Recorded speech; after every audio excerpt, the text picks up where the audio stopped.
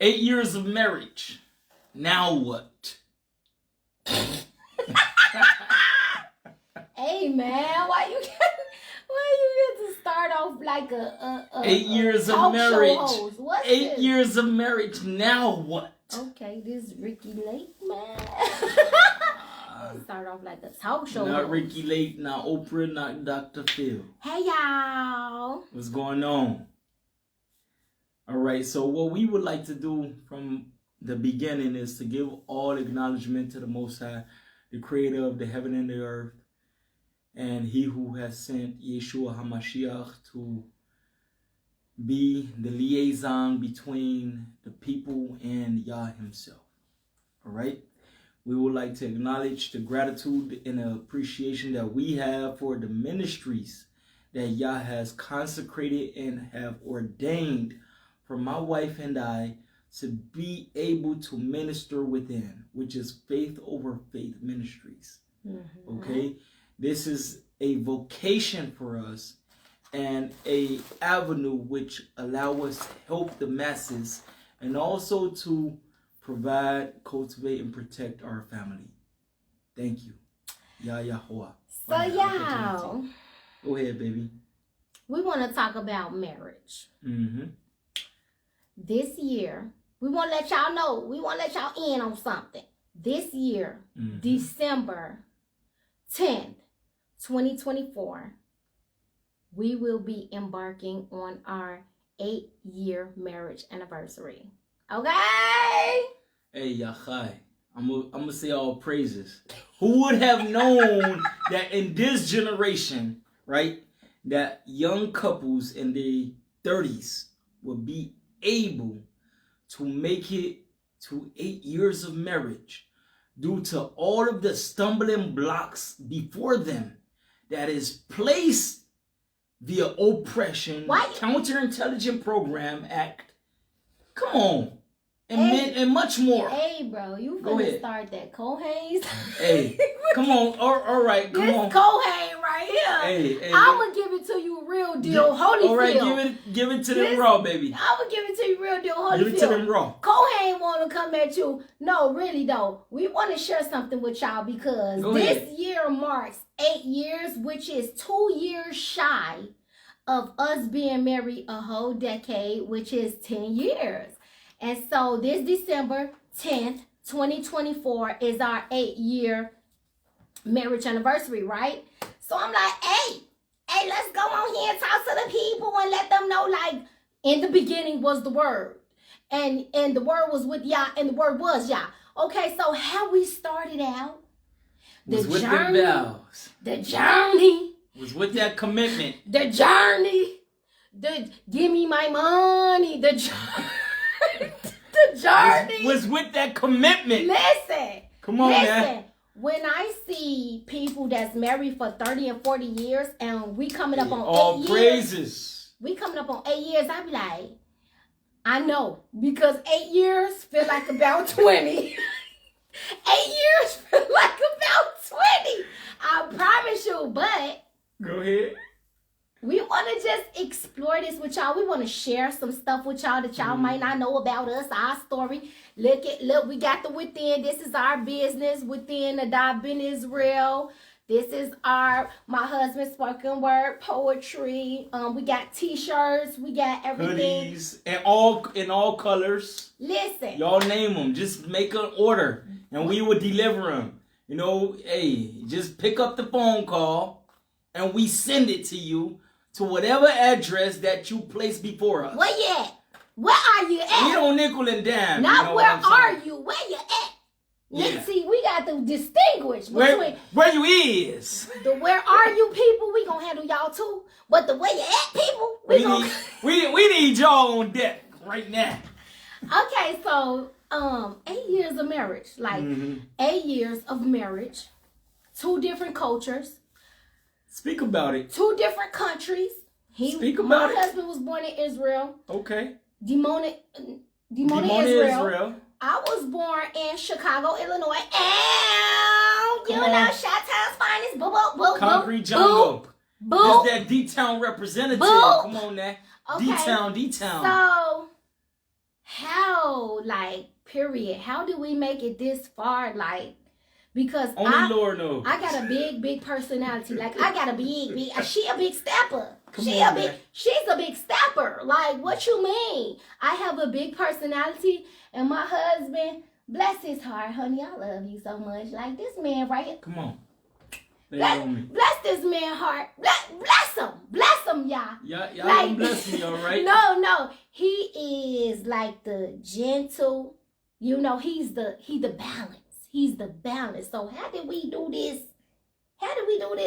This long? 8 years. And we going because it's long for, I want to say long because I know we have the older generations that been married for 20, 40, and 30 years. But like for us, my husband, honey, you want to? Okay, I'm gonna say this. All right. How old are you? I'm 34 years of age. In January, I'll be 35. Okay. It's never honorable to ask a woman what's her age.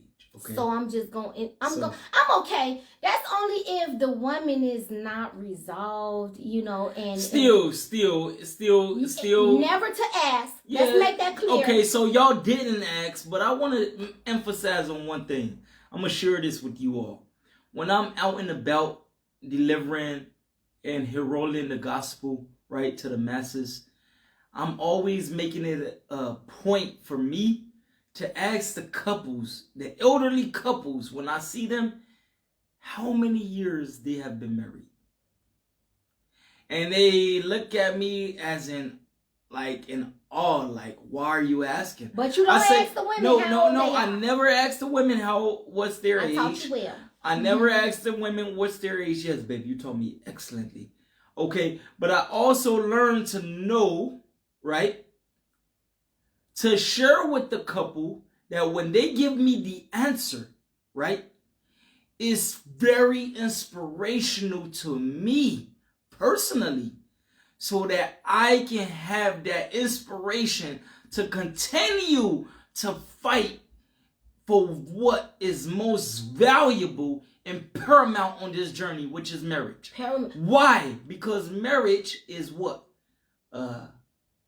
Highly ordained and consecrated institution by the Most High. You're right. I'm gonna need you to take the life coach out your voice. Go ahead. We talking. We keeping it light. Go ahead.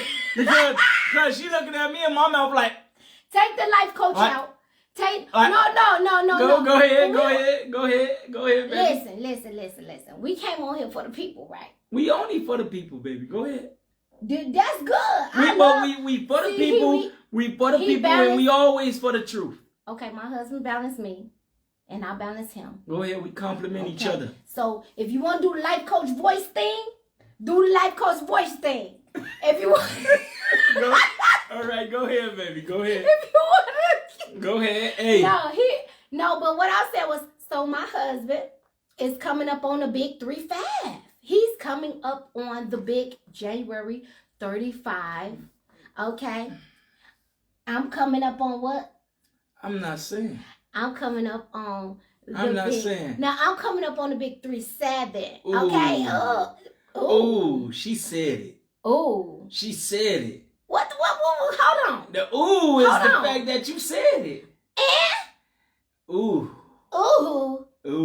I'm gonna need you to get that together ASAP, period. Because she young. That ooh be sounding a little bit different. She young and she's beautiful and she's talented and she's highly educated. She got the skills. And she's consecrated and ordained by the Most High to speak on the gift of discernment that Yah has consecrated within her soul. Once again, and so am I resolved with her speaking to you and ministering to you the gift and the talents and the message that's ordained within her soul by the Most High? Absolutely I am.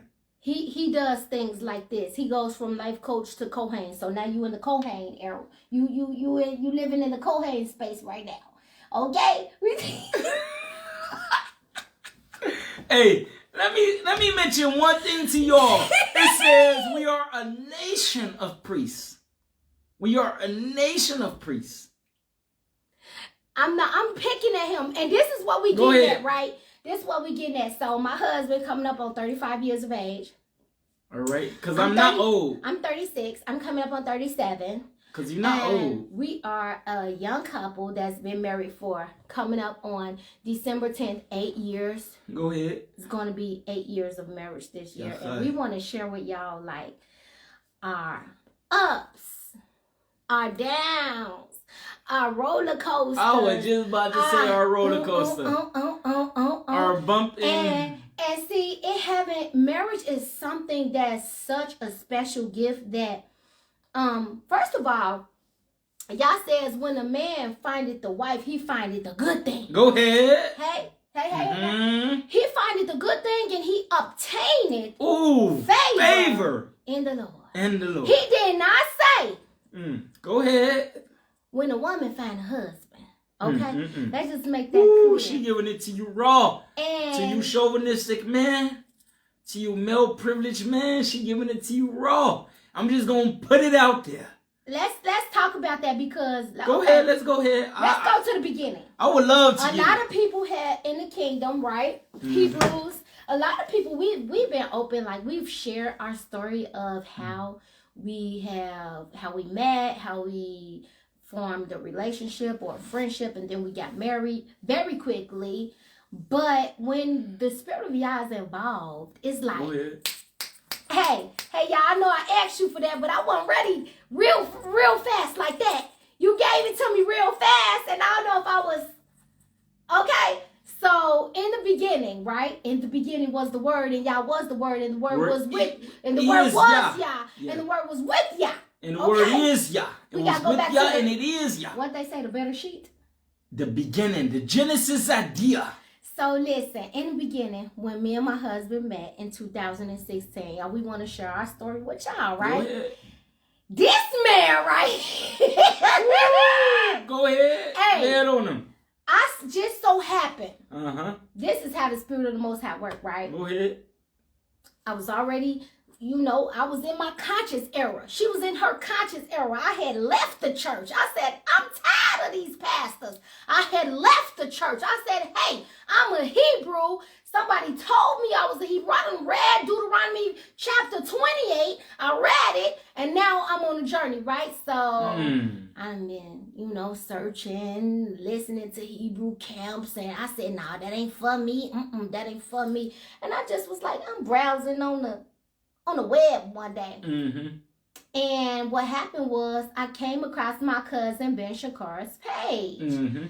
And he had just got an accolade or an achievement, and he had posted about it on his Facebook page. And I hadn't talked to him for years, but hey, family, no family. I know that's my cousin. I've always known that I have family in Israel. So I was on his Facebook page, and I'm like, hey, cuz, congratulations. Right. It just so happens that at the same time, I'm on his page. My husband was on his page too. Go ahead. I didn't know him then. So this man right here, he gets on there and gives his congratulations, right? Okay, so I'm sitting back and I'm reading. I'm like, okay. And so he said shalom to me. And I'm like, I ain't know nothing about no Hebrew. I'm like, okay, shalom. I asked him, I said, what does that mean? And this man right here, he was kind of smooth with it. I kind of like him because let me tell y'all something about me. I'm not a person, look, you can't win me over real fast. You got to come in real slow because the environment that I come from, I got to side at you real fast. I got to figure you out a little bit. I got to see what you really on, if you genuine or you not. I got to, you know what I'm saying, feel you out. In one word, she's talking about chemistry. That's not what I'm talking about, but I thank you, honey. What I'm talking about is I got to figure out if you genuine or not. And what your motive and your ulterior motive, and if you have an agenda. So when I was on my cousin's page, I said, and then this man right here said, shalom. Okay. And I'm like, okay, let me give him a little something. Let me give him a little something. So I said, what does shalom mean? And he said, would you like to... That was my door opening to go on and interpret I got a little something. translate, I got a little something. and to hand her over. He said, "Would you like to chunk have? of the Would you like to have a conversation?" meat I'm like, and potatoes. okay. Well, you can DM me. We can talk a little bit so you can explain this little shalom and let me know what's going on. Because she had no idea what that Sheen Lamed Vav Mem meant.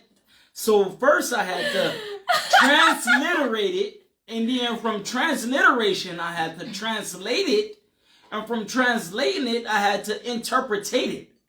So basically, he DM'd me. So basically, we had formulated a connection from that moment on. And moving forward, you see, it was something else. Formulated a connection from that.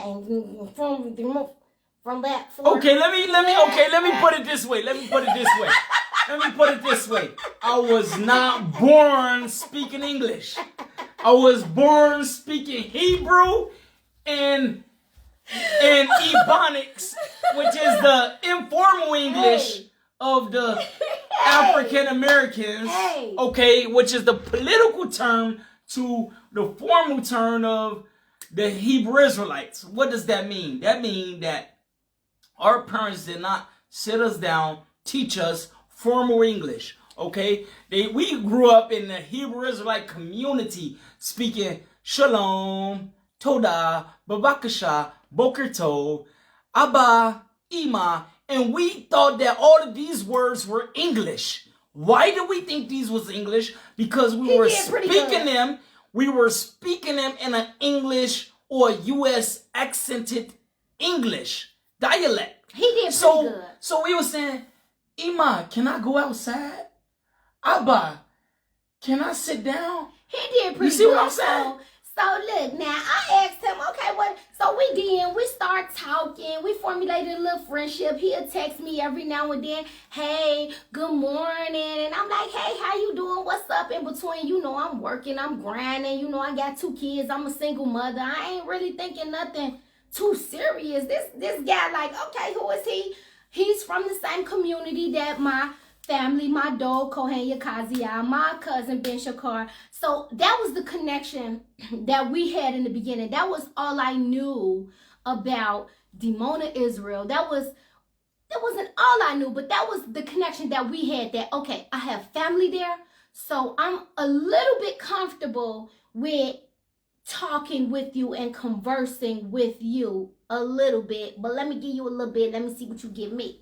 Okay, so baby, that thing just grew because what happened was we started to just converse, and he told me about his background and his family, and I consider myself to be an educated person. I'm an academic, so I had a lot of questions. I had a lot of things that I want to ask and probing and filling him out. I got to feel you out now. I got to understand what's going on up in here. Let me see what's going on. So one thing I knew was, what did you know? Tell me, what did you know? Come on, tell me, what did you know? Come on, what did you know? Okay, so upon meeting him, I knew that first thing I noticed about him was he was a very kind guy. He was not the average guy that was trying to be braggadocious, that was trying to be aggressive, that was trying to be arrogant. He had a lot of humility, and he was very transparent. And I'm like, okay, I can work with this, because okay, let me see.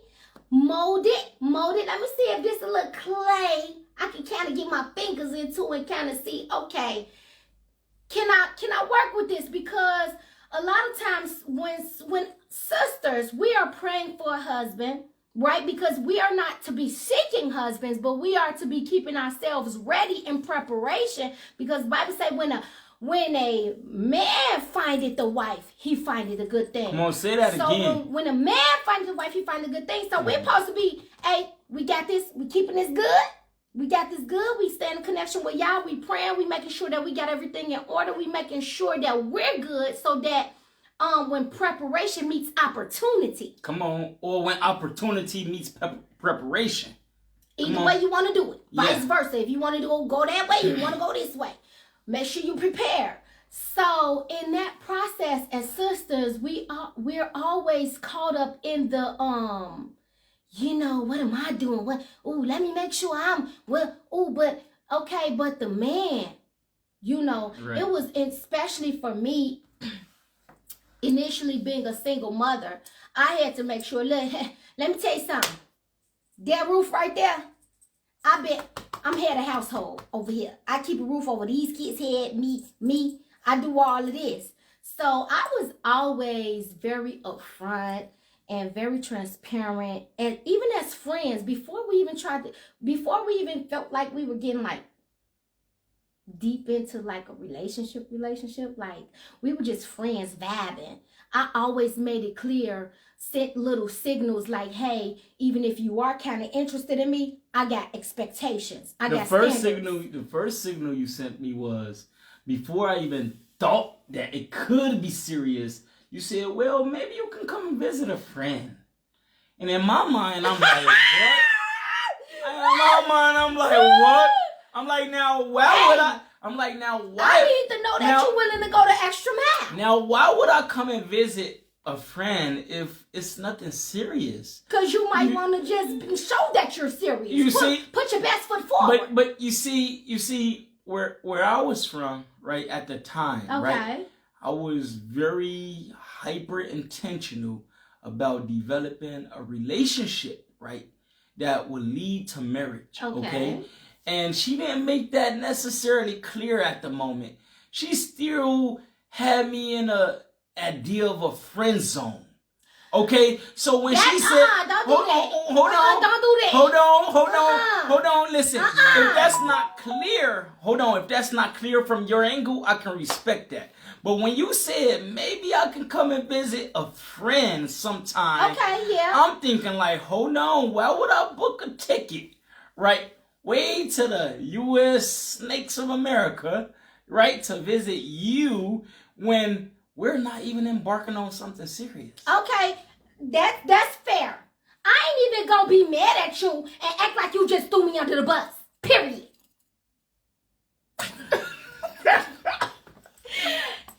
I love you. Give me a kiss. He made some valid points. I love you. But let me say this. The reason why, I'm going to answer his question for him because he feel like he big. We do this all the time. Come on, we go back and forth all the time. Go ahead. So that was his mindset. Okay. My mindset was, if you want to show me that you're serious and pursuing me. The key word is pursuit. And the woman doesn't pursue the man. Ooh, she got a valid point right there. The man pursues the woman. So I was giving him a little opening to see if he could kind of creep his pinky toe in the door and say, okay, let me show her something. So I said it on the little, if you want to come, you know, you're welcome to visit a friend sometime. But let me show you how. Your girl, she a big city stepper. You know, I'm from Chicago. I'm Chi-Town's finest, baby. So when I seen him, we had been talking for a month or so. We vibing, we doing this. And I say, okay, he's showing me all the signs that he feeling me. I'm showing him signs that, okay, we getting to know each other, but I need a little bit more. I need a little bit. So what happened was, can I tell him what happened, baby? Hey, tell him. I met my husband in March. Okay, go ahead. And maybe he thought he was being a player from the Himalayas. Oh, yeah, I'm from the Himalayas. No. I say Jerome in the house. I say Jerome. I say Jerome in the house. Watch your mouth. Okay. If anybody know what that means from Martin, he thought he was being a little player from the Himalayas, right? Okay. So when me and my husband first met, right, we chatting. This back in 2016. Go ahead. He said, "Do you have Skype?" I said, "Okay." I got Skype. Go ahead. So we Skyping each other. He calling me all hours and we 8 hours Go apart. ahead. So by the time, like, if I'm in class and I drop the kids off at school and I finish my classes, and then around my work schedule, because I was at that time, I was working in the mental health industry that also plays a big part in our relationship. I was working at a hospital, and he would call me at strange hours, and I had to get used to being 8 hours apart. So he called me at like strange hours on her behalf. Yeah, because I'm like, what time is it over there? And he'd be like 3 o'clock in the morning, and I'm like, what you doing wrong? Why you calling me at 3 o'clock in the morning? Oh, I must be special. You were special. you was very special. So we doing Skype, right? So one day we just like, okay, we vibing, and he made it clear. He made it clear that I'm someone. He told me this. I can see myself marrying you. This in the first month, because your girl got the game. She got all the skills now, honey. Let me tell you. So, with that being said, he said, well, let's share computers, because I think we were playing like solitaire. We were playing card games. We were playing spades together. We were playing card games together on the computer. So one day, this guy, because he's a gadgets guy, he like computers and stuff. He said, well, I am a tech guy on one hand. He said, but I trump the tech with the spirituality aspect, because see, life and death exists in the power of the tongue. Come on now. And the word Kohen. In the beginning is the word is with Yah, the word is Yah. Kohen. Okay? And so word is spirit. Come on now. Let's go now. We gotta have that balance. Come on. You know what I'm saying? Go ahead. So hey, go ahead. No, so that's why we balance each other, because we gonna get into that. But you just gotta respect one another. That's all. Now, we taking y'all through the roller coaster, right? So this man, he said, let's Skype. I say, okay, let's do. We sharing computers. He like, okay, you know how to share computers. So basically, I can see his computer screen. Go ahead. Hey, resolve, baby. Resolve. Resolve. He know what's coming. Resolve. Resolve, intelligent, humble, and resilient. And he can see my. Come on now. And he can see my computer screen. So, the girl is all clear. I'm clear over here. I ain't got no. Okay. You know what I'm saying? Even if I do, she know how to play her card. Go ahead. She know how to keep it tucked away. Go ahead, because I'm the pursuant, right? So I gotta play. So I gotta check all my territories. We on the computer. We playing games, and we doing solitary and spades. And go ahead. And I'm reading. Ooh, go ahead. Wow. I'm reading. And I see females that he texting. Absolutely. Remember, we're sharing computer screens. Absolutely. So he's actively engaging with other females. Absolutely. So I say, absolutely. Baby, may the best woman win. I ain't never say nothing to him about him. She revealed and concealed. Listen, but she didn't reveal anything. She just chose the conceal route. I never said anything, because I saw all the messages that she fought for me. All the messages that these females was sending him. She fought for this man. Hey, go ahead. Hey, how are you doing today? She transliterated their text into those tonations. It didn't. It wasn't no transliteration, because they was typing in English, but some of these females was from Johannesburg, translated their text into those tonations. You were just trying to get a woman from wherever you can get. I would not deny the fact that I was interested in courting a wife for my future. Why would I be ashamed of that? That's fair. Why would I? We got something where I come from. Let me tell you. Let me show y'all somewhere. Y'all can fill it in if y'all want to, because this is a clean laugh. And we believe in the Most High. But y'all can fill it in how y'all want to fill it in. Go ahead. That's to them. Your Q&A is available for you all. I've been talking to this man day and night. Go ahead. We feeling each other.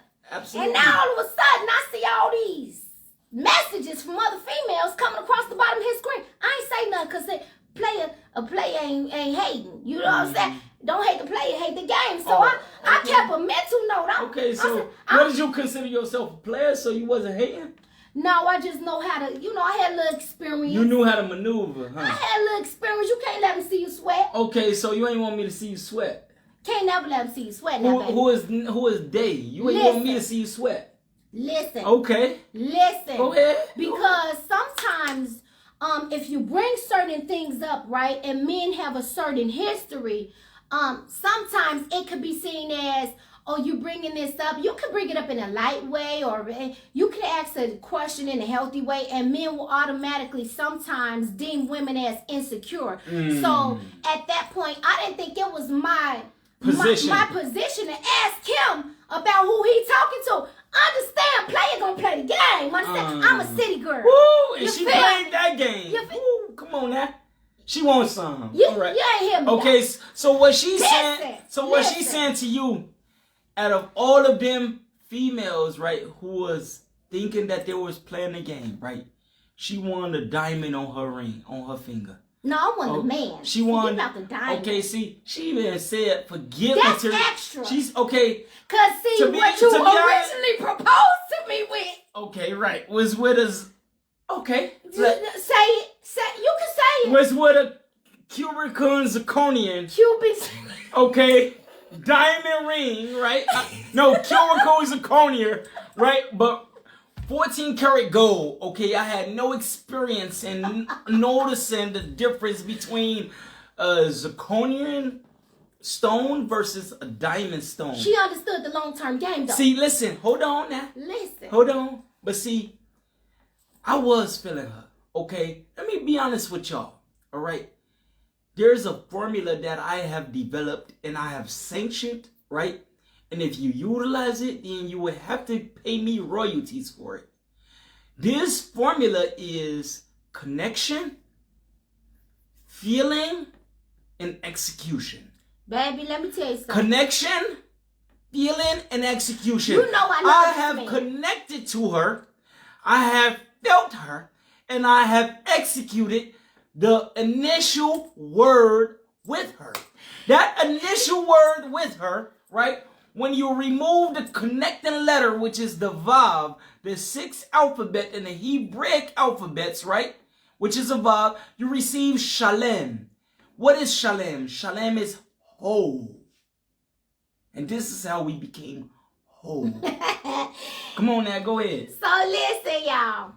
He want to educate. He gonna be in the Kohen in between. But I'm gonna give y'all the real deal, Holyfield. Let her give her the real deal, Holyfield. Come on now, go ahead, baby. So we sharing screens. I see all these females sending him messages and whatnot. I say, okay. I make a mental note in the back of my head. I say, okay. Where I come from, y'all can fill in the blanks. I ain't gonna put the other word in, but they say happy females ain't hating. And hating females ain't happy. Ooh, you hear me? Come on, say that again, please. Happy females ain't hating. And hating females ain't happy. Oh, can you say that again? So when I seen the females at the bottom of his screen, I said, okay, wow. Y'all go ahead and play y'all thing. Cause I'm a big stepper. So, my birthday was coming up. My birthday is June the 4th. Ooh, we met in March. So when I asked this man, March 21st. When I asked this man, I said, you're welcome to come visit a friend. And I felt a kind of hesitant vibe. I said, hold on. For all my millennials, let me let you know something. I had to show this man right here. I don't need to get flued out.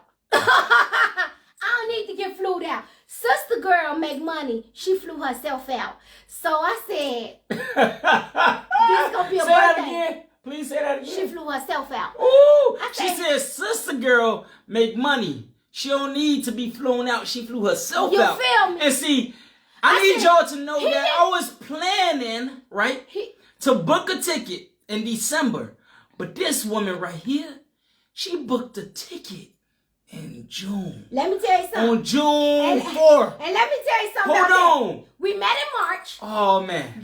We met in March. She came in June 5th. We met in March 2016. Birthday was June 4th. Come on now. He was internally planning. Let me show y'all, sisters. Woo, and she externally executed. Now, this ain't got to be for outreach. And she externally executed. This ain't got to be for all of y'all. Woo! This just how the Holy Spirit She rolled them sleeves up. This how the Holy Spirit paperwork to She me. rolled them sleeves up. He said he was internally planning to visit me in December. I'm finna show y'all the timeline. And she externally in December executed to come and see you. December in 2016. I sat back. I seen them females at the bottom of the screen. Oh, that was her motivation. I communicated with y'all. I said, y'all, I don't know if this man is my husband. Come on, y'all now. said, this man is your husband. I said, y'all, I'm feeling a little hesitant. Come on now. There's some things. Bring it to me. I'm being honest with y'all. She I said, is. listen. She truly Yeah, is. I don't know if this man is my husband. Woo! Because this is how you go back and forth in the spirit when you praying with the Most High. Woo! People like, oh, I'm praying with the Most When sometimes when the Bible say you wrestle, okay? Not against flesh and bones. I'm a sister from the south side of Chicago, so I'd always been making money. I always know how to get it. The girl know the game. The girl was, listen, I had them in my back pocket. Come on, you giving me the chills here, baby. So Come on, said, speak that talk, man. This guy right here, he a good guy. I'm used to bad guys. Sisters, now I'm finna get real. Sometimes y'all used to bad guys. Sometimes those bad guys seem attractive and exciting and suspenseful and appealing. Wow. Right? As younger women, and that you probably haven't found your grounding and your footing, and you haven't found your way, and you see them guys out there. So from Southside Chicago, I was used to street guys. I was used to the drug dealers. I was used to, I'm telling y'all the truth. Okay? Hey, let me land on you. So when I met this guy, I said, hold on, y'all. Come on now. I know I asked you for something, y'all. Ooh. I'm just trying to make sure that he said, I told you that was the, I said, but I just want to double check. You don't question the Most High. I'm just asking for he said, so what I did was, Sister Girl booked that ticket. I said, my birthday coming up. I got on the phone. My mama and my auntie was on three-way. I had my auntie on three-way. I had my mama. I said, Mommy. She said, what? I said, I'm going to need you to watch The Boys. She said, what? I said, listen, I'm about to fly to Israel. She said, what? Did she? Girl, what is you? I said, you know Uncle Willis is over there. She said, what you know about that? I said, listen, I ain't got time. Look, I might be getting married. So I need to fly over here to see what the deal is. I can't find out what the deal is over here. I need boots on the ground. Ladies, learn a lesson. Please learn a lesson, ladies. This don't got to be their lesson, but this is just what the Holy Spirit told me. Hey, so listen, please. I wasn't going to wait for this man. Talking about he coming in December. The Holy Spirit said, I need you to go over there so I can show you where I need you to be. Okay, so I called my mama. I said, can you keep them for 2 weeks? Because I'm going to go over here. My mom said, you sure? She said, I said, yeah. She said, okay, me and Auntie Tanya, we gonna deal with the boys. Y'all, you gonna do what you gotta do. But I don't know about this. My mom said, I don't know about this. I said, do you trust me or not? This is the essence of ambition and dedication and determination. Come on now. Flew over here to Israel. I flew myself out. Girl, ladies. Don't be waiting on no man to fly you out. Please don't. I got flued out. He said he was planning on coming in December. Let me tell you something. I called him up after I booked that ticket. I said, hey. I seen all those females on the bottom of his screen. He said, hey, how you doing, beautiful? I said, I'm doing so good. I'm happy to hear you. And you know how you be talking all that fluffy stuff in the beginning. Oh, you look so, hey, you look good today. Did you sleep good? Yeah, I slept good. I said, I got a surprise for you. He said, what? I said, I'll be there in 2 weeks. It's about to get real. That blew my shirt off. Wait, hold on. Let me share the people. Let me share y'all what happened actually. Okay, when she threw that bomb on me, should I say for a better word, a grenade on me, bro? Like honestly, take should the I say? Out. Hold on. Let go. Hold on. A missile. Okay, bro. You know how we bachelors live. Thank you, Mama Cable. I love you. We love you. You know how we bachelors live. Mama said, y'all so cute. Thank you, Iman. We love you. You know how we bachelors live, bro. On everything. Listen. we bachelors, we live in a way where we don't owe no check and balances to nobody. All right? So that means our refrigerators will not be according to standard for a family, okay? Or even to ourselves, all right? Because we are complacent, all right? Secondly, our laundry. What about our clothes hamper? So you have to get your house in Hold order. on. What about our floors, our beds, our shelves? Come on, I'm being transparent with you all. I'm being so transparent to the point where when she said I will be there in 2 weeks, bro, my brain exploded. I immediately took full effect. What you do? I began to climb up to my window on the outside, my room window on the outside, with a bucket of soap and a brush and cleaning the shutters, bro. I took a hose, took buckets of water, started cleaning my whole house. This only for the people that live in Israel. You understand what it means to clean them shutters? Bro, listen. First of all, we lived in a desert in Dimona, Israel. And listen, I am not embarrassed. I am not ashamed. I do not have the mask of shame on at this moment. And it took a lot of growth and development for me to develop, right? To be mature and to be able to speak and to share my story with the masses with no shame and just be resolved. I'm no longer a child, okay, a prisoner of childhood, all right? I'm no longer that. I'm about to go behind the scenes. See? So I'm gonna just say that I prepared myself to receive this woman. That's what he did. Now let me let you know something. Let me let you know something. Go ahead. Now I'm about to break the fourth wall. Go ahead. You know, in reality TV, when they're doing filming and production, right? Okay. There are certain things behind the scenes that you're not supposed to know. Okay. That's called the fourth wall. Okay. And if you say certain things on camera, that's considered breaking the fourth wall, right? Who's that? Victoria? Yeah, cleaning supplies, bro. I'm talking about bleach. I'm talking about roach cleaning supplies, bro. Look, even though I ain't see no roaches in my house. Look. But still. I'm about to break the fourth wall on you for real now. I'm finna tell y'all some other stuff y'all didn't know. I'm gonna be resolved. Listen. You know, I'm gonna be prepared and I'm gonna have the attitude of resilience. In this period, Come on now. in this period where we talking, you know, we vibing. I'm like, okay, this might be my man. Oh, right? Okay, I done booked the ticket. Woo. In this period, he was also talking to another female from Ghana. Oh. Oh man, she tried her chance. He was talking to another female from Ghana, who was all trying to be real close to him. I'm talking about, I'm in America now. Listen, your game gotta be on point when you got females that's real close, that got close proximity, and I'm all the way in America. So this female, she was from Ghana jurisdiction, and she was in Israel, and I guess she thought she was courting him or he was courting her.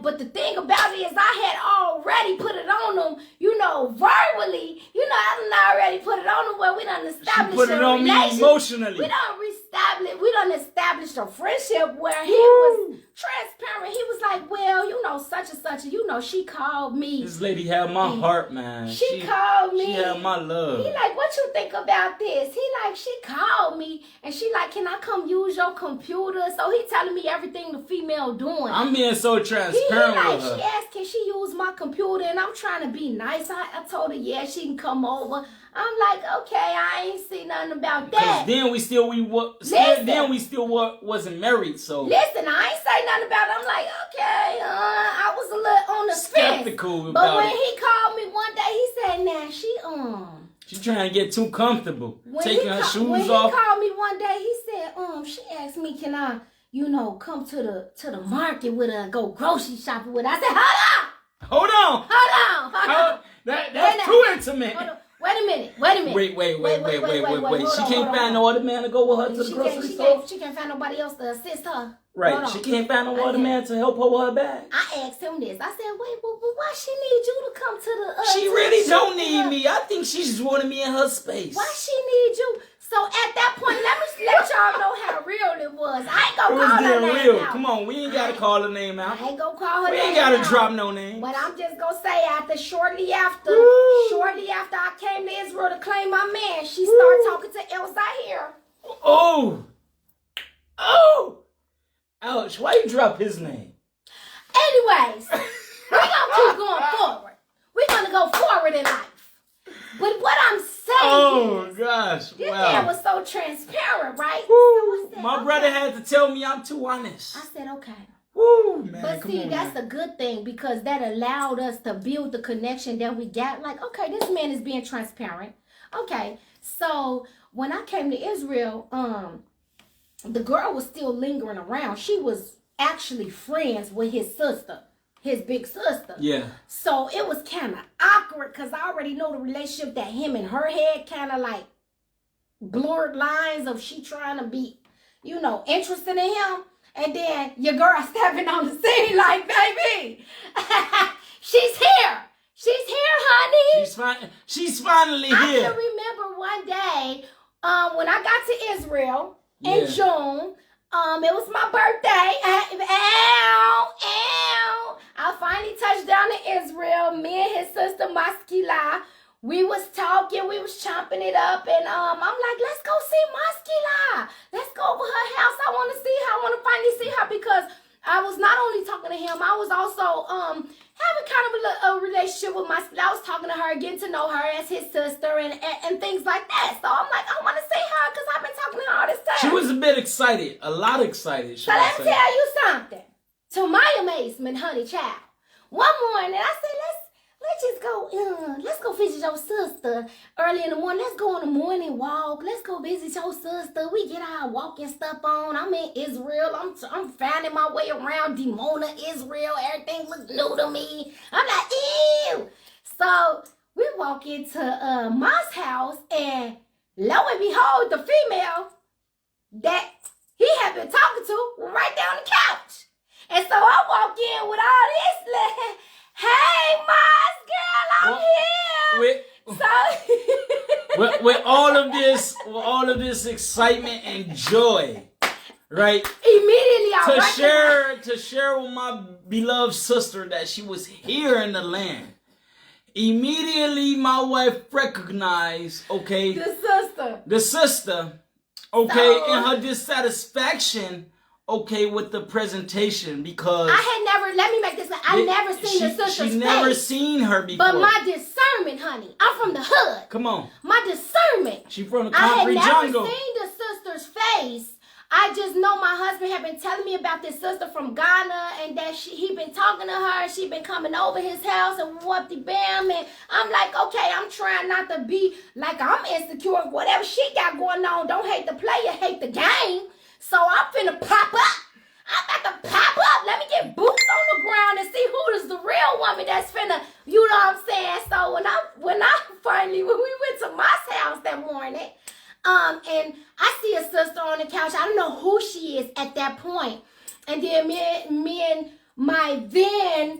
the person that was courting me then, we walked out, and I'm like, hey, something was kind of strange in there. And being from where I'm from, I need to know what's going on around me at all times. Like, was it me? Or was that sister looking at me kind of funny? Like, kind of stank? Like kind of, I don't know who she is, but she was kind of stank with it. Ooh. So he had to break the news to me. Like, you remember that sister I was telling you about that was coming over my house? And that that was her. That was her. I'm like, okay, I done met competition. Okay. Oh, I did it. Okay, so from then on, it was, honey. Not that it was a competition, but honey, baby. Honey, listen. if there's any woman who may have been interested in you, or you have may been interested in her, Okay, You mean I told you that? Can you? Yes. I told you that. Yeah, I said from then on it has been honey, as in you was speaking to me. Right. Can you please be transparent with me about it? So from that moment forward, right? Yeah. I was extremely transparent and vulnerable with my wife about the woman I may have been interested in. I wasn't his wife then. She wasn't my wife, but this is how you build. Yeah, this is how you build trust. A trust mechanism, right? So I had asked This is how you build, right? I had asked him. I said, listen. I had said, okay, for any woman who I have been interested in, I said, baby, this is that sister. Okay, baby, that sister was interested in me. Baby, that sister, we had a kiss or a peckle on the lips. Or I whatever. need to know everything. She wanted to know everything. I need to know all. And so, hold on. But in that journey, right, I still had to grow, right? Yeah. From an emotional standpoint. Okay, pause it right Go there. ahead. I want to say something about that because I did at that point in our relationship, and we were like, when I came. Okay, let's say this. I came in June. I met him in March. In March, your girl, he proposed to me in the same month that he met me. True or not?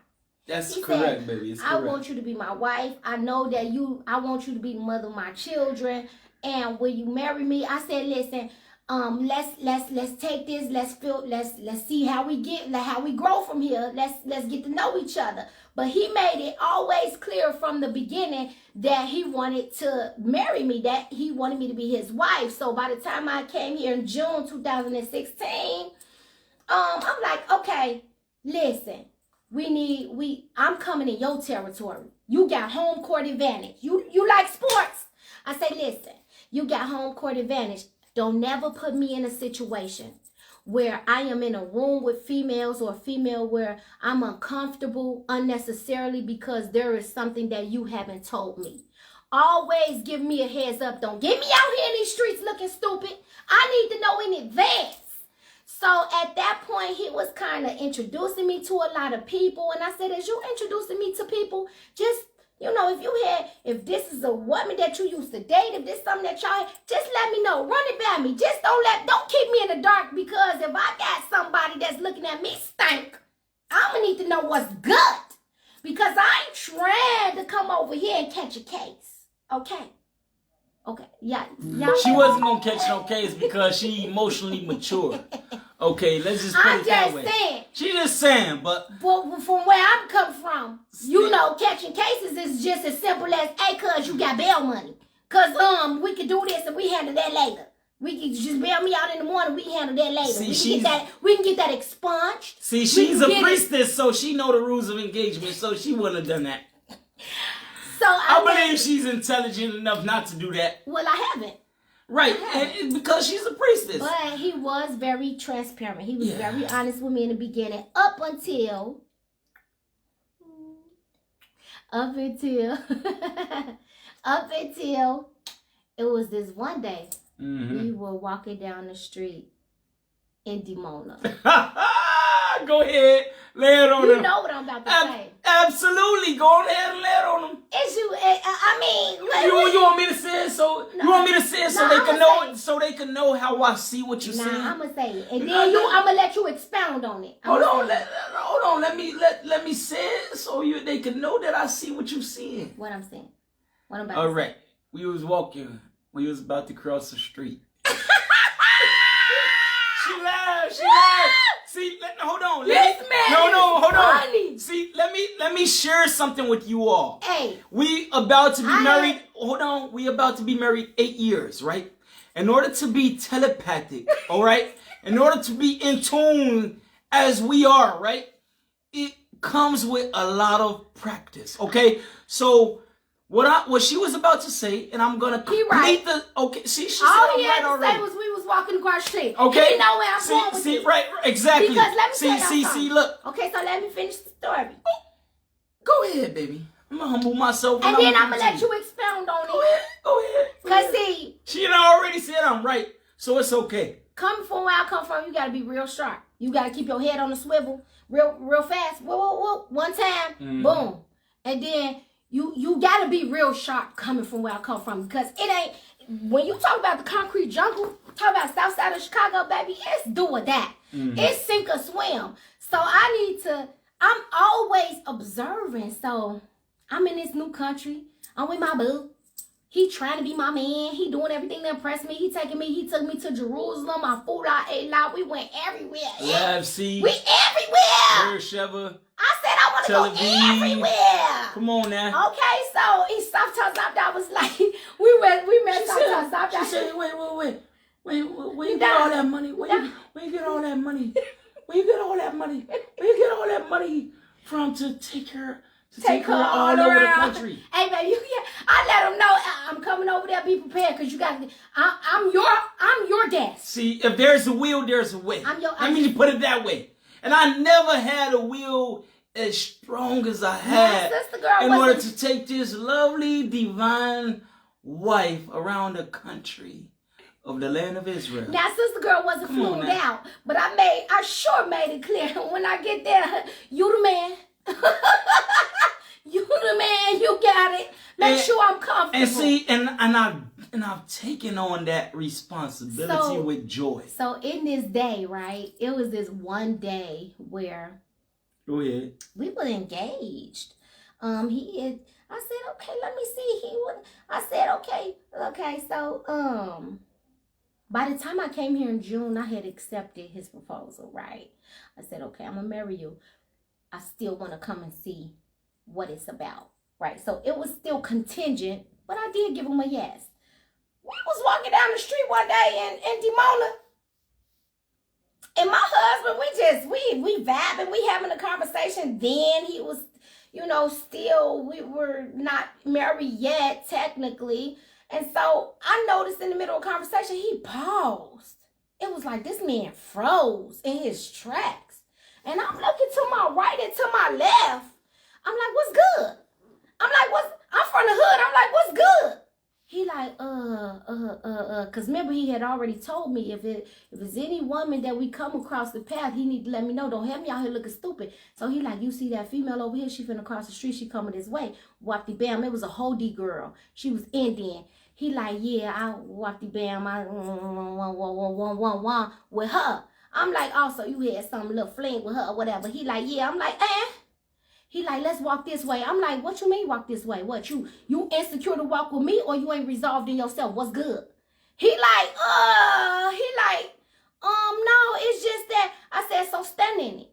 If you moved on from her and you ain't worried about her and you want me, you should be able to walk down the street with me proudly. I don't want to see my man running from no female, even if you did have something with her in the past. So I'm like, what's good? You want to run or you want to face this head on? Like, what's up? You want to hold my hand? But when you see this Hody, this Indian female, you want, hey, I ain't got time for that. Let me let you know this right now. So he was like, I didn't want it to be a situation of awkwardness, of my woman here, being disappointed or jealous of the fact that I was with her. Jealous. But see, she's confident, right? She came from the concrete jungle. Okay, she came from the concrete jungle. Okay, hold on that. Listen. See, I haven't had many experiences, right, where I share the truth, right, with people. And I be receptive by people when I tell them the truth. See, I have an experience, right? A timeline of experience where when I was telling the truth, right, there was strange and painful consequences for telling the truth. So in this case, I felt like me telling the truth to my wife, that woman that was across the street, right? I was with her. The only thing I can imagine in my head is my wife or my soon-to-be wife or the woman that I'm highly interested in, that I'm holding her hand, right, is changing her whole joyful attitude to a depressing, covetous, disdained attitude, to the point where she reeled out of the entrance of being with me or continuing on with me. And I must admit, yes, I must admit, my parents were divorced when I was only 8 months of age. Let's get into it. Okay? So, of course I have the fear of abandonment, right? Okay. Even if it was subconsciously active and not consciously active at that moment. So, as of today, I must admit, my wife, she not only shared the information with me of how to be confident, right? She taught me information of how to be confident. And that demonstrated itself in what? Sending me articles, not only in communication, but also in biology and psychology and sociology and relationship. Okay, so all of that gave me the ability to sit here, right? Resolve and to respect her. I'm not going to say permit her. I'm not going to say allow her. I'm going to say let her. I'm going to say and respect her to express herself and still be resolved in the midst of her sharing whatever it is that she needs to share. And I believe that every man on planet Earth needs these skills and these attributes to allow it to burn to the point where they no longer even see it as burning, but see it as peaceful in their heart to the point where we respect our wife as our bone of our bone, flesh of our flesh, to the point where we don't divide ourselves and saying that her issues is her issues and she needs to deal with that alone. We want to open up the doors all around the church. That's all. All around the church. Come on now. Come as you are. All around the church. So with that being said, look what it brings us. I never in my life take this ring off. All right, and to all y'all men saying that y'all married to her in spirit and y'all not gonna marry her legally, I just want to say one thing to y'all. As long as y'all not married to her legally in this reality world that we live in, okay? Ideally, let's hit it. Ideally, y'all say y'all married to her. Okay, but what is the deal? The deal is that in reality, right? Touch it. When you get married legally, right? The doctors no longer have to call on her parents when she's hospitalized. Let's touch it. Okay? They call her husband. Touch it. Okay. The reality is when you go to work and they want to see your report or your income, right? They see that she being a housewife, right, is your dependent. So they don't have to focus on her being married to the system with welfare. No, they're gonna know that she belongs to you. You're going far ahead, honey. Let me come in. Come on, go ahead, baby. Tag me in. Go ahead, baby. Go ahead. You tagged in. Tag me in right here. Go ahead. It's yours. It's all yours. Come on, man. Go ahead. I wanna speak on something that my husband had mentioned before I speak on what he just recently mentioned about the legal marriage.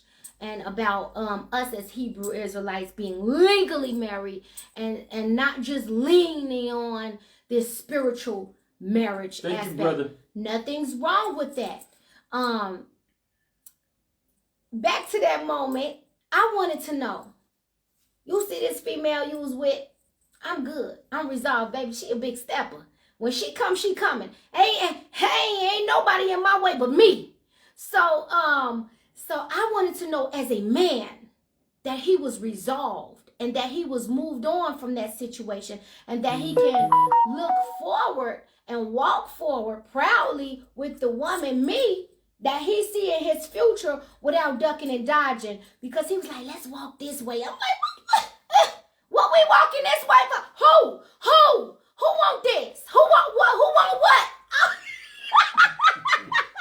I like who want what? Who want the smoke? And so he like, you see that female? So I want to know that if you say you are the man, that you want to be my head, you want to be my leader, you want to be my covering, you saying you my husband. Hold on now. You got to show me that. You got to be able to walk through some things that are uncomfortable. And you got to, in walking through those things that are uncomfortable, you still got to cover me. So if you ducking and dodging and you can't walk through them things, I don't know if you really resolve. So in seeing that female, in that moment, I said, make your choice. In that moment, on that sidewalk, I said, right, you see this spot right here, you got to make your choice. I ain't going that way. So if you want to go that way, then that's going to tell me something about you. But if you're serious about us, we can walk forward and you can be resolved in yourself and you can see this woman that you had something with and walk straight past and nothing ever touch you emotionally because it ain't nothing there. Show me that. You know what I'm saying? And he did. And he did. And when he showed me that, I'm like, okay, maybe I can work with this. Maybe I can work with this. And as far as my husband talking about the aspect of being legally married. Wow. It's such a blessing because who's that? Oh, who's that? My brother. Hey. Inspiration on so many levels. This is our Thank you. This is our cousin that's married to our cousin Simcha. You know what? We really said that, you know.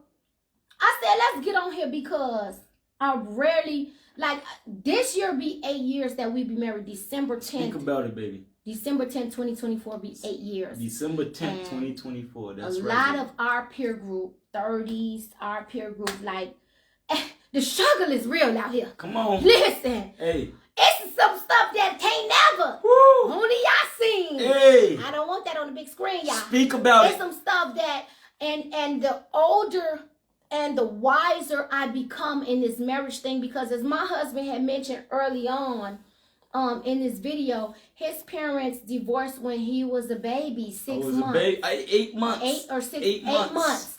My parents were never married. Wow. Okay, so my mother had me at 17 years old. Come on, and now, bring it's it. just a situation where in the black community, there are so many instances where we don't got the blueprint. Woo! Talk about it, baby. Talk about it. We ain't got it. Talk about it. We trying to feel our way through this thing. Man. And if we really don't got faith in y'all and we don't know y'all, we really ain't on nothing. Oh, man. We really, let me not get too passionate. On so many levels. She bringing actually tears into my eyes. Come on now. Because some of the things that we had been through in our marriage, we've been through so many ups and downs. I can remember when I first came to this country, I didn't have any status. I didn't have anything. And my husband, I just had faith in y'all. And my husband said, honey, all I need you to know is that I got you. I got you. And even at that point, it was still questionable because at that time, my husband was coming out of the hospital. At that time, we were weaning him off of medication from his history, from his psychiatric history. And so I seen my husband go through some things, like you talk about opioids and pharmaceutical. These drugs are stronger than street drugs. And I also worked in the mental health industry before I met my husband. And I think y'all put me there for a reason. To just be familiar. I always ask y'all, when I moved from Illinois to Iowa, I just wanted a place to keep a roof over my kid's head. And when I drove across the Mississippi River with my U-Haul, I said, I want to work at that hospital and I want to go to that university. I got accepted at that university and I got hired at that hospital in the same year. And so I started working at the psychiatric ward, and I was doing suicide hotline. They had put me in charge of suicide hotline because of how well I handled some of the psychiatric patients, outpatients that would come in and get their medication. And as I look back on my journey, I can see how Yah was preparing me for my husband, because I had not known what his history and what he had been through. But when I look back, the things that we have been through, weaning him off of medication, my husband waking up in cold sweats in the middle of the night, drenched, newlyweds. This was new to me. I'm in a new country. I don't have much of a support system. The family that I do have was way up north. I'm down here. We got 2 kids. And I know that Yah told me that this is the man, that this is going to be my husband. And I'm wrestling. I'm like, Yah, you told me this is my husband. He's waking up, middle of the night, drenched, night sweats. I had to rip the sheets off the bed. I'm talking about weaning this man off of medication cold turkey. It's something that's indescribable that we lived through, that shaped us and brought us so close. Like from 74-8 Baba Sali, we lived at 47 square meters. The apartment that we lived in, right? I moved from Dubuque, Iowa. I had a single family home unit, but it was a nice size for me and my 2 boys. Peterson Drive. It was a nice size for me and my boys, and to move to something that was so small, that I had never lived in, for so small. Mind you, my great grandfather bought a house on 7333 South Paxton, so that had always been a family home. So for my family, I knew that we had a big family home. And my mother, outside of that, she worked as a single parent to make sure that we at least lived in a 2 or 3 bedroom apartment. Apartments in America was a nice size. So when I moved to Israel, and to see something so small for me, my husband, and our 2 boys, it was like to finally come home after the marriage and for reality to set in, like, this is the life that I chose. And I chose it because Yah told me that this is the life that he has for me, but it gets greater later. And I had to fully divest myself in my faith and in Yah, and just throw myself at the mercy of Yah and back my husband. And at that time, in the beginning of our marriage, the first 2 or 3 years of our marriage was very, very shaky. Wow. I must admit, it was so shaky to the point where, I literally had to make a decision and purchase this book right here. As y'all can see, those are bricks, and the brick is glued on in 3 pieces. That means the brick was shattered into 3 pieces, and the name of it is The Joy of Conflict Resolution.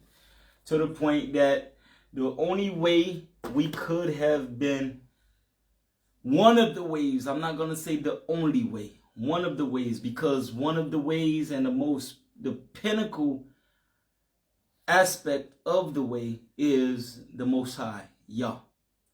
All right. And also our belief in our faith in Yeshua, the Messiah, HaMashiach. Okay.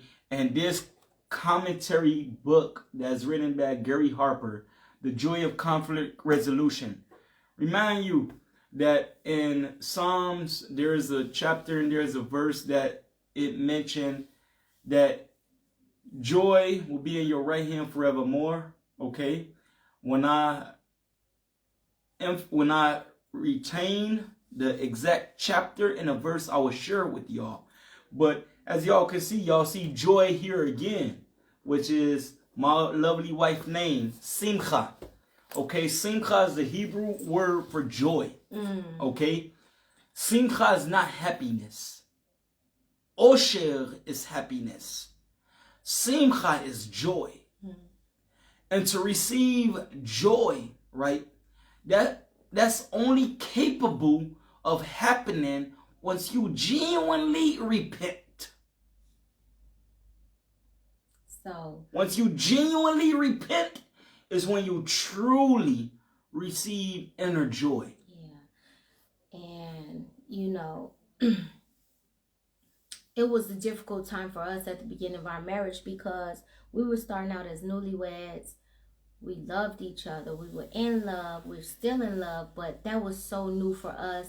It was new for my husband being a new husband and also the father of 2 new children, marrying a woman who has children, and also for me relinquishing a lot of the authority that I had as being the head of the household, as a single mother, being head of the household for so long and taking care of myself for so long and making all of the important decisions. We had a lot of adjustments to make and had to learn how to come together and make this marriage dynamic flow the way that it should and in the order that it should be in. And that was hard it was hard. It was a challenge. Because once again, who gave us the blueprint? Exactly. Who gave us the blueprint? I wish my father could have gave me the blueprint. You know, I actually gave him a call, and I believe it was a moment when my wife said, honey, you need to talk to somebody. You need to talk to somebody and very quick and fast. Yeah. She said, I suggest you to pick up the phone and call your father. Call your Abba. See, when I done that, right, I had the conversation with my Abba. And I know exactly how it unfolded. It unfolded in a way where, like, when he did come, right, he was playing backgammon on his phone. And his focus was focused on his phone, on the game of his phone. And I got in the passenger seat and was prepared to express myself. Yet I felt in a way where I'm not heard because he didn't put the phone away and he didn't make eye contact. Okay, so he said, go ahead and speak. We men. So I began to speak, right? I remember one question he asked me. He said, Nadab, if it's a wall right there, how you gonna get through? Aren't you gonna go around? I said, no, Abba. I said, I will find a sledgehammer and I will bust that wall through.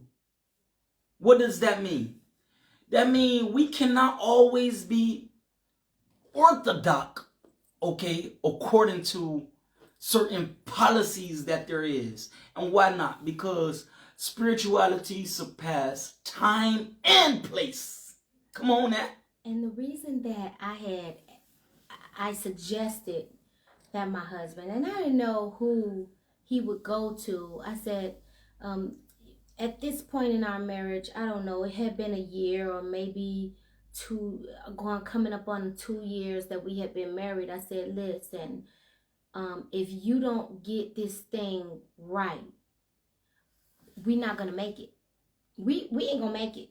Because one thing I ain't going to do, if I was a single mother and I was a single woman and I was able to support myself and take care of myself and my children, one thing I asked my husband when he asked me for my hand in marriage, I said, what can you offer me besides consistent sex and financial stability? I asked him that verbatim because a lot of men believe that, oh, if I'm putting it down, then I'm the man. And I'm paying for all the bills. Then I'm the man. But what about taking care of your woman emotionally? What about covering her spiritually? That's another topic. What about for the leading man. her spiritually and psychologically and emotionally and being the head and the leader and the covering over her that she needs? It ain't just about sex and money. And I told him before I accepted him, I said, because both of those can be got. Right. If we ain't just talking about the Bible, listen, ain't nobody innocent. You ain't innocent. I ain't innocent. On a carnal level. I'm asking you on a real life level. If you think you can just give me consistent sex, or some people say, oh, I want to get married so I can have guilt-free sex. I can have sex because I's married now. I's married. So now I can have guilt-free sex. Right? And financial stability. My man paying all the bills. Well, I've been paying bills for a long time. That don't impress me. What else can you give me?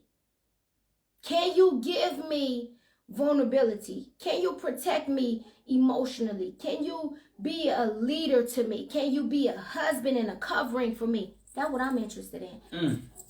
If you can't do that, Woo. we can't go no further. Man, And we have work to do. In the beginning of our marriage, I was bringing my husband so much information because of the community he had been grew up in, the doctrine, and I seen that there were some pieces of the puzzle that were missing as far as, okay, spirituality, you grew up in this kingdom and there's a doctrine, but how do you balance that with the world? Because you got a wife and you got to go out there and make money and take care of your family. And so I was formally educated, went to college, had a formal education, understood psychology, understood sociology, understood protocol and procedure, understood that even if there is policies and protocols and procedures in place, there are always loopholes and ways around things, understood the art of communication. And I felt that as a wife, I had so many tools to assist my husband in with whatever vision that Yah has given him to be a helpmeet. And so we're embarking on this journey as a newlywed couple, and we hit a roadblock because I felt that I was just overloading him with so much information, and coming from a community where you were told what to think, you were told what to speak, you were told what to do, what you can't do, the doctrine, it was almost. We can understand why. I would like to contribute to this. Let me Go ahead. wrap it up, and then I'm gonna hand it over to you. We can understand why it was kind of called a cult. So me bringing all this new information and helping my husband understand how you can maintain your integrity, how you can maintain your spirituality and your belief in Yah, but still be able to walk in that world out there. Yah said, "Be innocent." Be innocent as a dove, wise as a serpent, yet innocent as a dove. And so when Yah tell us to be wise as a serpent, he wants us to know the playbook of the adversary, but he wants us to also be innocent and to use his wisdom, not fight fire with your fire, but know Yah's wisdom.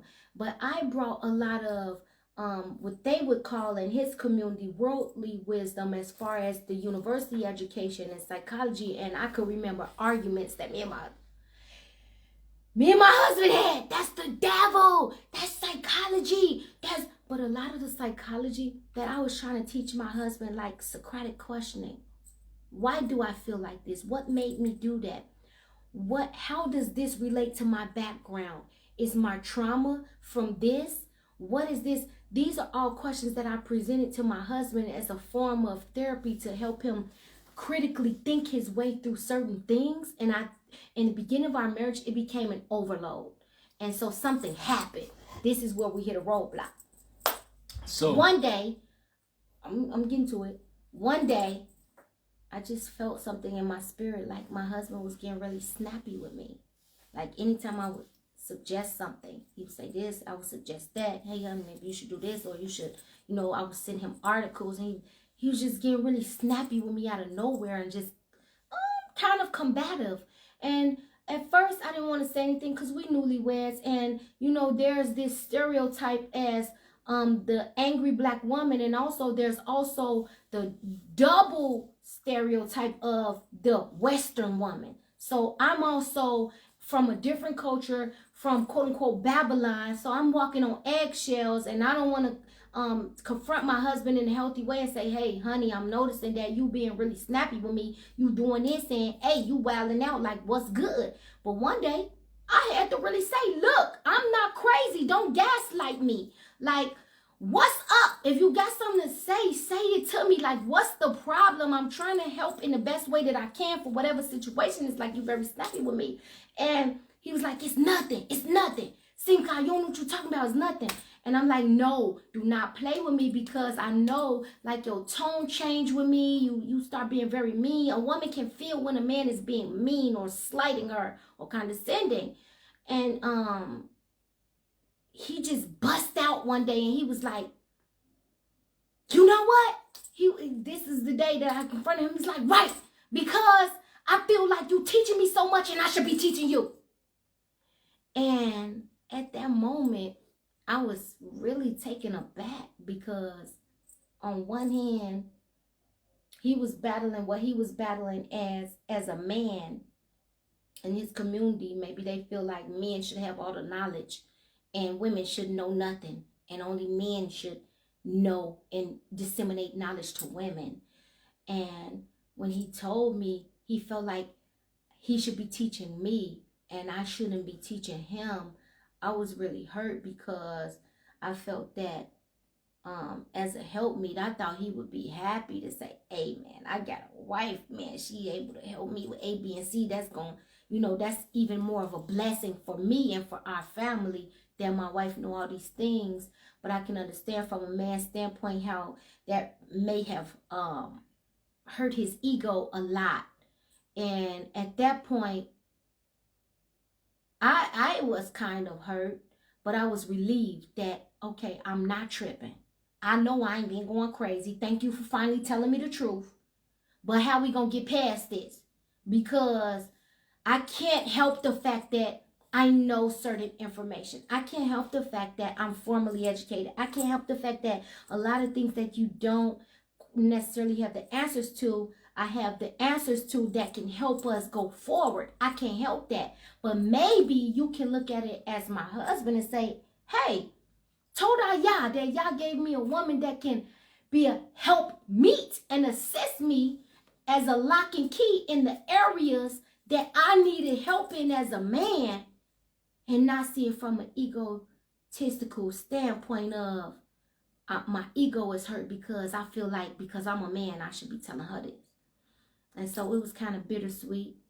And from that day forward, Yah kind of told me in my spirit, okay, Simcha, you at the edge. You did your part.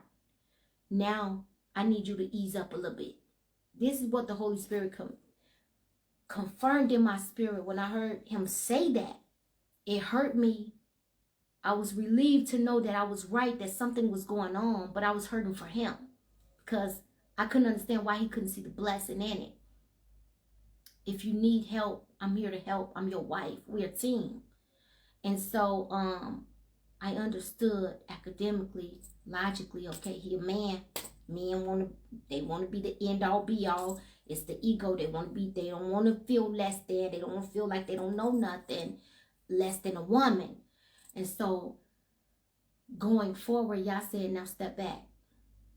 And that's when my internal battle began. My internal battle, because I had to let go now. This scary for me. This scary because now I done gave him all the knowledge. I done told him, hey, honey, you can do this.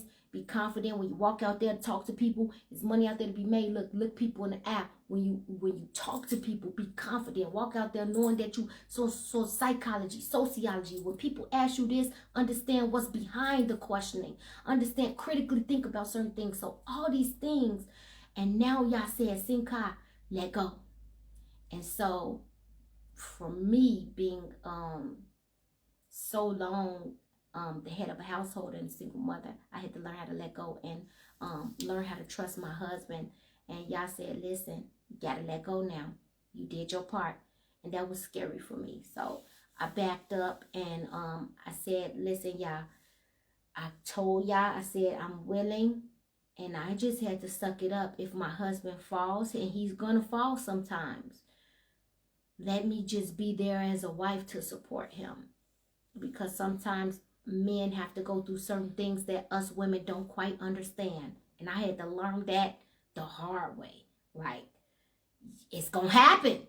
It's going to happen in marriage. You ain't going to understand it. Like, why does this man keep doing this over and over? What?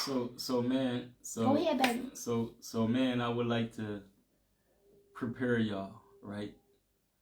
My wife was very long-winded right now, right?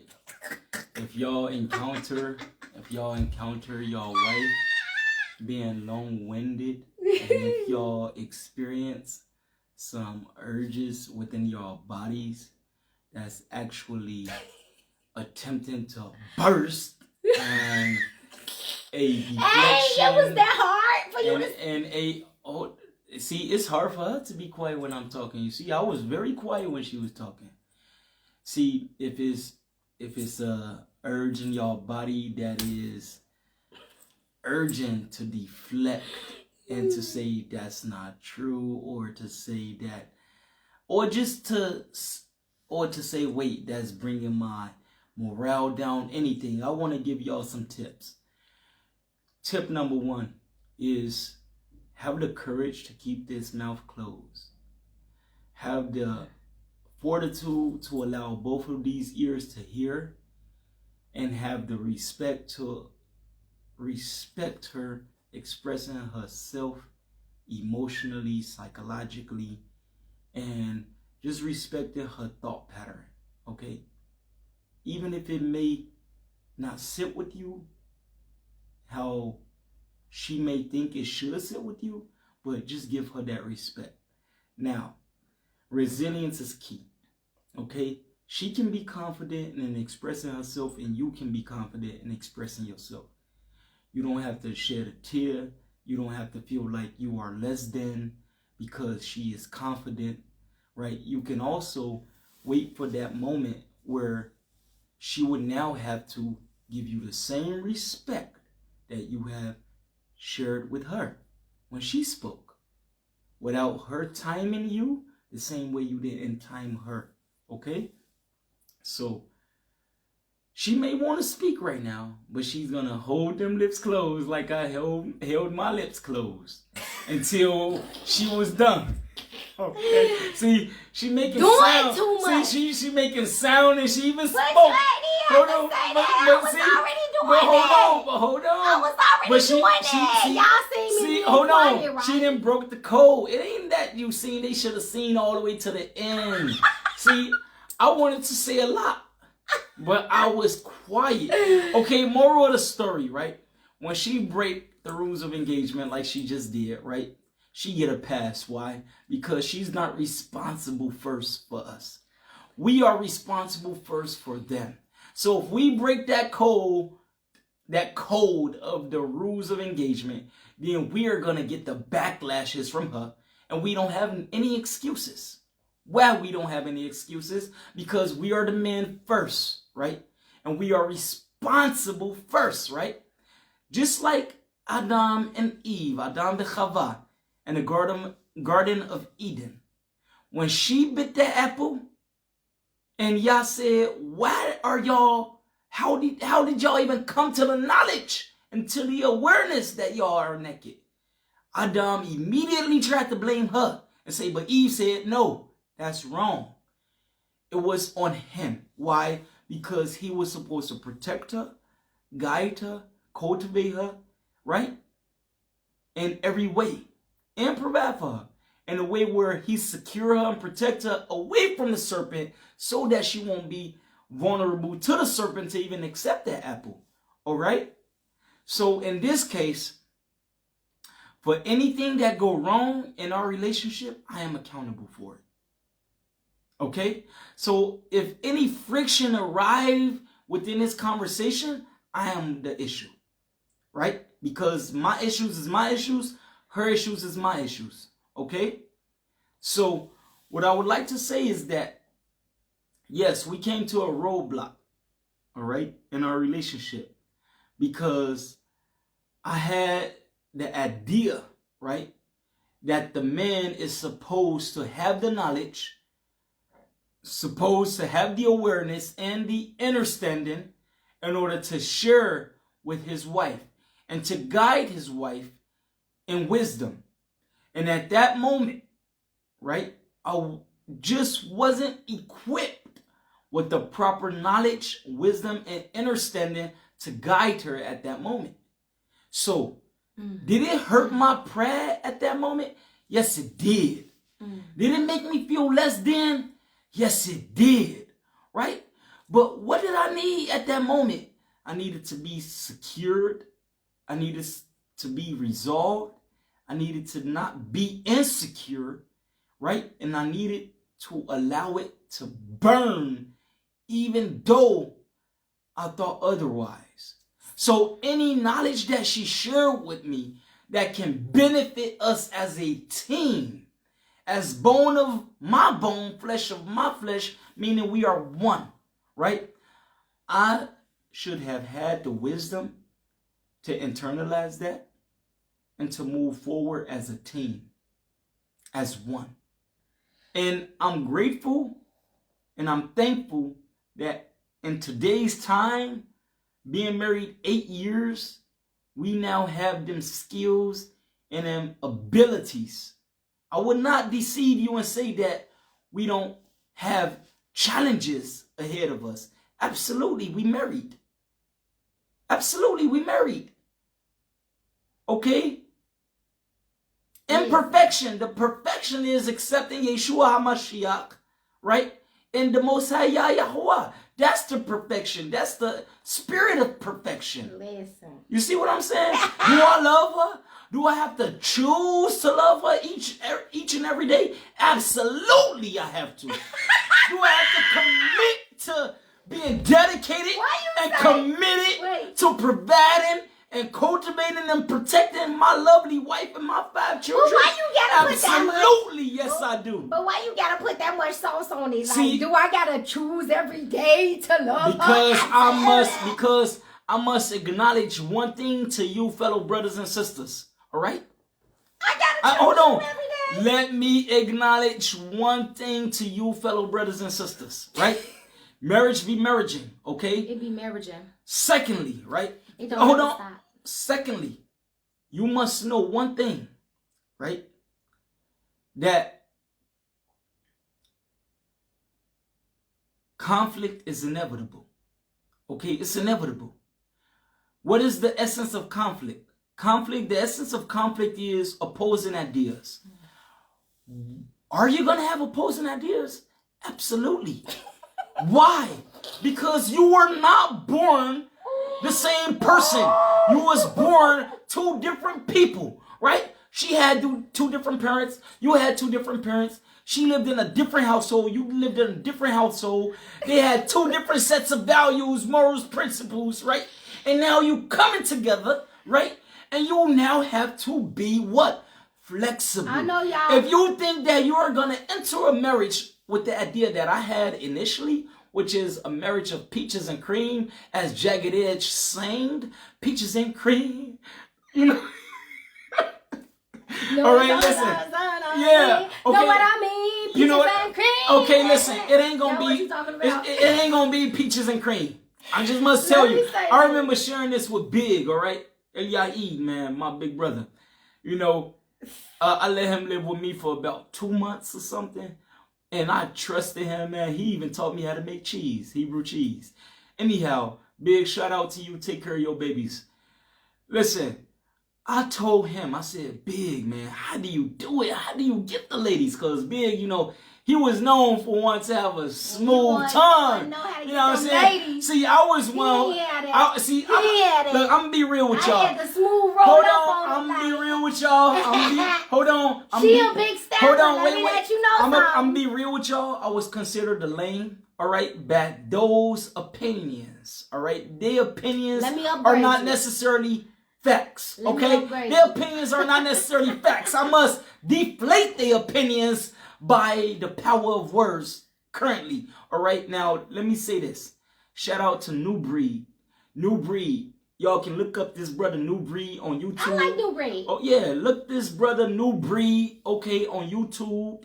Okay, New Breed, okay. The brother mentioned something that set with me, and it stuck with me. I know what you about to say. He said, y'all remember them guys that was on the side of the park looking at all the children playing, have fun? Y'all remember when y'all was on the outside in y'all classrooms and y'all seen all the cool people just gathered together, and when they consider y'all as the lames. But let me tell y'all something, right? Let me tell y'all something. See, those who were considered the lames in the 90th century, right? And in the early 20th century, right? In today's time, those ones who was considered lames are running it. Why? Because they have submitted themselves to Yah, the Most High, right? And now Yah has ordained them to be what? The king of their things. So you saying this is their dispensation of time? It is what it is. You saying the See, once perceived lane. Once perceived, I must say. Go ahead. Because you may see me today, and I even had one of my stepmothers share with my father and say, Shlomo, Nadav is not the Nadav we thought he I know used to he be. ain't. They said, Nadav is not the Nadav that you think he was. I know he ain't. She said, Shlomo, you don't understand. Nadav, this Nadav is not the Nadav that you thought he was. All of those people who thought that they can talk to me any type of way, all of those people who thought that they can say anything to me, all of those people who thought that they can shun me, belittle me, demonize me, psychologically oppress me, emotionally abuse me, I do have a comeback for you. And the reason why I have a comeback for you, because I've read the art of psychological warfare. I know what a psychological operation is. I have the book Psychiatry and Humanity. I have the book Emotional Intelligence. I have the book, all right, The Drama of the Gifted Child, former title Prisoners of Childhood. Do you think I'm going to allow myself to be a prisoner of you? Never again. Well, Never again. Let's see where this came from. But most informally, the top of the Lamb book is the Holy Bible. All praises. All praises. All praises. Now, all praises to the Most High. But Genesis 2:7. I formed you from the dust of the soil. I breathed into your nostrils the breath of life, and I made you a living soul. Okay. Listen, you got a living soul walking this earth. And because we know that. Come on now. And because we know that, let's not act like your wife, that's from Chicago. Come on now. I had to come give you the game. Come on now. Because my husband, listen, you can't be married to me and got me out here looking crazy. Come on now. And I'm supposed to represent you and you supposed to represent me, right? I love you. I love you. I'm supposed to represent you and you supposed to represent me, right?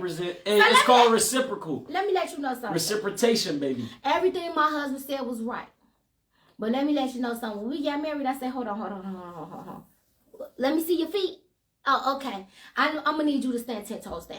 Because where I'm from, if you're going to be about it, you're going to talk about it, I want to see you be about it. I want you going to talk the talk, you better be ready to walk the walk. So I had so many high expectations and standards on my husband coming from this community that you were told to be silent.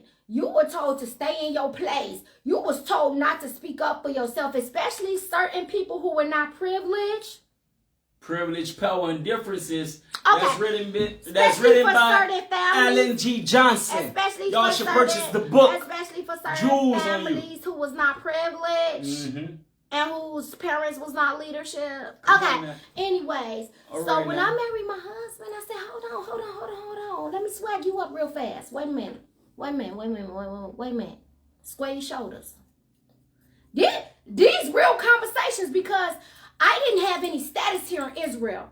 And when I would sit back and watch how my husband talks to people out there, how he allowed people to talk to him, it hurt me so bad. When we would go to Ministry of Interior and we would do business, and I said, wait, honey, let's step outside. Wait. You scared of these people? Wait, are you scared of these people? You need to let them know you mean business. Not business, business. Period. Stop playing with them. Let them know don't play with you. Cut that S out. Let them know what you came for. Articulate yourself. Be clear. Never come anywhere to do business empty-handed. Let them know what you about. You about your business, and they not about to play with you. Stand your ground. Stand 10 toes down. Square your shoulders. Look these white men in the eye. You a black man? Because I grew up on the south side of Chicago, and one thing about, I think us black Americans, we were so engulfed in our blackness because we growing up in the hood, you're not measuring yourself against Europeans. You're not living alongside of them. You're not comparing yourself to them. You don't see them with the eye. All you see is black people, black kids, black babies, black families, black doard, black educators, black minahele, black principals, black teachers. So we was blackity black with black, blackity black.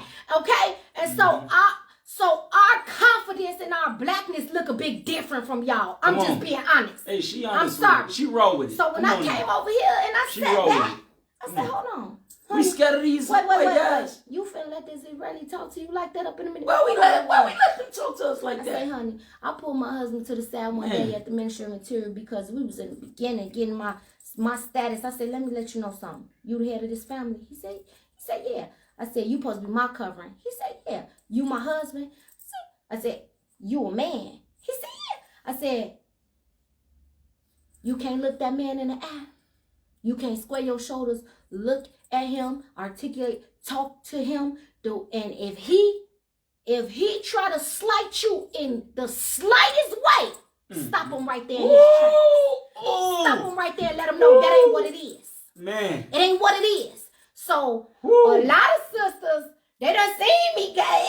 They done seen me up in the Ministry of Interior, but I had to let my husband know, you the man up in here. That's my fight. And when you get out there, you still the man. When you walk up in the Ministry of Interior, don't walk up in there like you renting it or you leasing it. Walk up in there like you own it. Period. Oh. They on your time. You not on their time. Exactly. They on your time. They are the contributing factors, and I am the determining factor. Me coming here with this big girl energy, big girl personality, dealing with these people, they'll be like, oh, your wife, you need to, no. I'm going to let her shine. Hey. I'm going to respect her to shine. Listen to this. Come on now.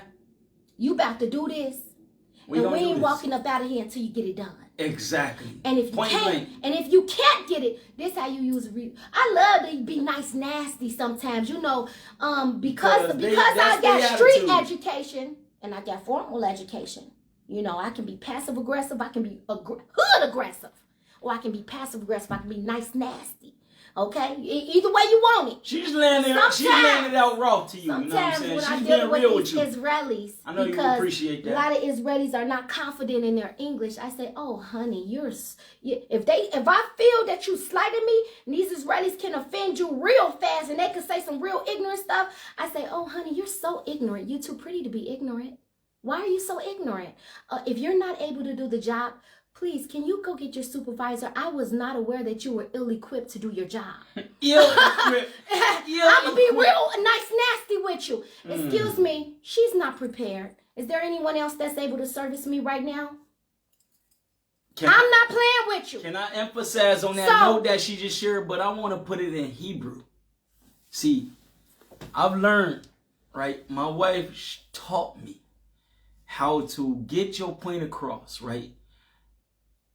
Without cursing. Okay, that's the beauty. Okay, now you shouldn't be cussing out here. See the beauty, and I normally don't curse. All right, but hold on. She taught me the value of being. She taught me the value of being highly. She shared with me and taught me the value of being highly effective, right? And I've adapted the English concept into Hebrew. So there was a conversation with a lawyer who wasn't effective in his role. And there was a tit for tat between he and I, and it turns out to be where he hung up the phone first. And why is that? You lost. Why is that? Why did he hang up the phone? He lost. Okay, the thing about it is, he wasn't able to remain professional. Right, he wasn't able to, right, he didn't have the emotional intelligence to listen to every word that I was sharing with him when it was my time to speak. I gave him a complete listening ear, which is the first aid in psychology, to listen to someone until they finish. Secondly, what I say in Hebrew, right? I say, סליחה, בן אדם, השירות שלך או השירות שלך ממש לקוי או לקויה. See, lakui and likuya is ineffective, is faulty, and is very low. Okay? They don't like to hear that about you. And then secondly, when you tell them, סליחה, השירות הלקוחות שלכם אמור להיות אפקטיבי, אמור להיות כשירות ללקוח שלכם, אך אתם לא משרתים אותנו למופת. ואני חש שאתם קצת אגרסיביים, או כן אגרסיביים. See, all of those words, right? It hurts them emotionally. And then they freeze, and they have nothing else to say. Secondly, what you need to say in Hebrew is, אני דורש שיחה עם המנהל או עם המנהלת שלכם. אוקיי? ואני נחוש בעמדה שלי עד שאני אשיג את מה שהגעתי לכאן כדי לקבל. That means you are going to be determined, right? In order to receive, right? Whatever it is you had came there to receive and accomplish. So that means you're going to demand the supervisor or the overseer of that department. And you are going to tell the person that is in front of you, the clerk, that their treatment or their behavior is ill, right? And is very low and ineffective, and you don't appreciate them. And if they are in a governmental institution, right, then they are serving you and they are living off of your tax money. And the fact that they living off of your tax money, you deserve the honor and respect. So, in order for them to respond to you with decency at the least. Let me piggyback on what my husband is saying. So, go ahead. That's how we get stuff done. Reflecting on our past when we used to go out and do business. We newly married. I'm new in the land. I don't know nothing about how to, but I do know how to deal with these people. Because my husband was like, in the beginning it would hurt me so bad. Go ahead. Because there were always these assumptions that because I'm in another land or because I'm in another country and I don't speak the language, then I don't know how to go about getting done what she need to get done. But let me tell you something about a Black American. And when I say Black American, I mean a Black person. Native Black. When I say Black American, I mean us that was born on the American soil, that was 28, verse separated 68. from our land, language, and culture. We ain't talking about them Kenyan guys, that come over there and the get Ghanaian US guys, that come over there and get U.S. citizenship. That want to call themselves Black American. No, thank you. We ain't talking about that. Yeah. We talking about real Black American. Yeah. Okay. So the thing about it is, when I would talk to my husband, I would say, honey, listen, when we go talk to these people, it's a certain way you got to deal with white people. He said, he said, Simcha, let me do what I'm doing because I didn't know Hebrew. I would say, honey, just translate to me. Just translate for me in English and I'm going to take it from there. You don't understand Hebrew. You don't know what's going on. You don't even, I say, listen, I'm a college educated woman. Translate for me in Hebrew, in English, and I'm going to take it from there. I'm going to tell you how to talk to these people. This ain't your country. You ain't used to these people. I said, what, these Jews? You mean tell me these ain't the same Jews in Jewtown and Chicago? These same Jews in Jewtown. These the same peoples. Just like the Hebrews run back and forth. They get a ticket, go to Atlanta, go to Chicago, go to DC. These Jews, they get tickets. They got family over there. They go back and forth. They got their dual citizenship. Same thing. I know how to deal with these white people. I said, listen. So what I would tell my husband is, I say, honey, for Europeans, you can't, if you try to use a moral method with these people, I noticed early on, you can't use morality with people who don't have no morals or no values. See, this is why all these Europeans all around the world, and we have said it, and I'm going to say it again, they are most intimidated by Black Americans. They not intimidated by the blacks that's born in Dimona, Israel. They not intimidated by no blacks that's born in Israel, no blacks that's born in Kenya, no blacks that's born in the Caribbean, Haiti, nowhere. Black Americans. Why? Because what Willie Lynch say? Y'all remember the Willie Lynch? We were the most uncontrollable, because we were the most militant Speak that truth. Group of slaves ever. They could not control us. You must emphasize on the ones when from you the north. treat a person. Hold Because on. when they Hold from on. the Wait. south- Let me say something. Go ahead. When you treat a person like an animal, and you treat them so vilely and so heinously, that person that was treated that way began to see the evil and the wicked in you. They know that we know who they are. Black Americans. We know how deep their evil go. We experience the worst out of every. I don't care if the only difference between the Haitian and the St. Thomas and the St. Croix is a boat trip. They had tobacco farms and all them plantations on the islands, but the Black Americans, they kept their foot on our neck because we were the most rebellious and we were the most militant.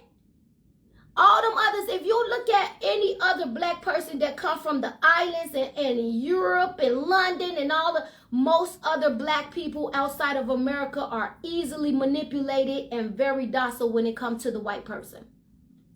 She only speaking the truth. I've sat back and observed. I've read studies. I've read books about it. And it has been confirmed. And so when I told my husband, I said, honey, let me tell you how to deal with these people. I said, you got to use trigger words. Because they believe that they're superior to you, you got to bring them down a notch. Because I would notice when my husband deal with them, these Israelis like to get real ignorant and start yelling at you. And they like to try to talk to you like you ain't SH sugar honey iced tea. I said, and when they treat you like that, let me tell you what you do. You use every tool from your toolbox. If they don't know English, the little English, if they're little English that they do know. See, my husband was so ingrained in his Hebrew culture and in the community over here that a lot of Hebrews didn't value their English.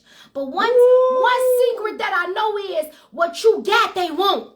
Yes, they want. They want English so bad. They want it. They are. They thirsty try for it. to use Hebrew against us. If they see that you don't speak Hebrew properly, Right. They try to use it as a superiority complex Say you in Israel. to make you feel inferior to them. But I told my husband, flip it on them with your English. You got to present before them something that they don't have to make them feel vulnerable. I told them, I said, now, the next time one of them get irate with you, don't yell. Don't scream.